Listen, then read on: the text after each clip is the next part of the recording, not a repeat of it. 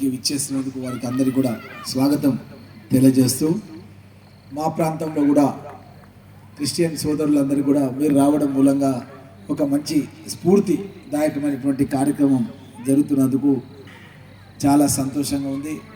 చంద్రయ్య గారు X ZPTC సభ్యులు నా గెలుపు గురించి ఈ మధ్యకాలం లోపల 6 నిమిషాలు కృషి చేసినటువంటి వ్యక్తి ఈరోజు పరిగికి రాగానే మన మెథడిస్ట్ చర్చ్ లోపల కార్యక్రమం ఉంది, 8 o'clock రావాలని చెప్పి చెప్పడం జరిగింది. ఈ సందర్భంగా మీ అందరితో కూడా నేను కలవడం చాలా సంతోషంగా ఉందన్న విషయాన్ని కూడా మీకు అందరు కూడా తెలియజేస్తూ, అదేవిధంగా నేను చాలా సందర్భాల లోపల మన ప్రాంతం లోపల చాలామంది క్రిస్టియన్ సోదరులతో పెద్దలతో చాలాసార్లు మమేకమై చాలా కార్యక్రమాల్లో నేను పాల్గొన్నాను. చాలాసార్లు మన మార్కెట్ దగ్గర కొన్ని సందర్భాల్లో ఫారినర్స్ కూడా వచ్చి వాళ్ళు ఎక్కడో పుట్టి విదేశాల నుంచి వచ్చి మన దేశంలో సేవలు చేస్తున్నటువంటి వాళ్ళని చూసి నేను చాలా ఇన్స్పైర్ అయ్యి వాళ్ళు ఎన్నో సంవత్సరాల నుంచి, అంటే ఒక 40-50 సంవత్సరాల నుంచి మన ప్రాంతంలో సేవలు చేస్తున్న వాళ్ళు. ఫాదర్ గ్రీన్వే అట్లాంటి వాళ్ళు మన ప్రాంతం లోపల చాలా సింపుల్గా ఉంటూ ఒక సైకిల్ పైన కూడా అతను పరిధిలో తిరగడం అనేది మనం గమనించినాం గతం లోపల. అట్లాంటి వాళ్ళు ఇంకా చాలామంది కూడా మన ప్రాంతానికి వచ్చారు.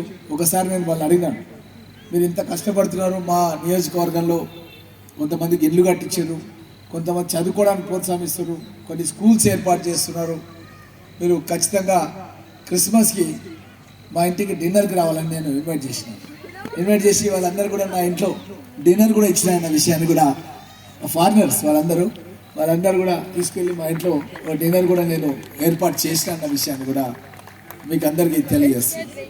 ఎందుకంటే మన దేశ సంస్కృతి భిన్నత్వంలో ఏకత్వం, అన్ని మతాలు కులాలు అన్నీ కలిసి సహజీవనం చేసే పరిస్థితి అనాదిగా మన ప్రాంతానికి ఉన్నది.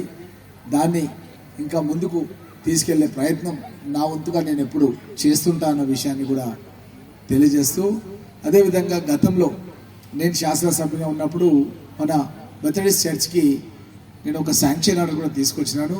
కానీ అది 8 నెలల ముందే అప్పుడు శాసనసభ ప్రభుత్వం రద్దు చేసింది, అది అమలు కాలేదు. అయితే నేను ఈ మధ్యకాలం లోపల కొంతమంది మైనార్టీ సోదరులు ఇక్కడ ఉన్నారు, అక్బర్, వీళ్ళందరూ కూడా వాళ్ళు ఒకటి ఇస్తామా అని ఒక పెద్ద సమావేశం చేస్తున్నారు. దానికి డబ్బులు కావాలని చెప్పి వాళ్ళు ఒక లెటర్ ఇచ్చారు నాకు.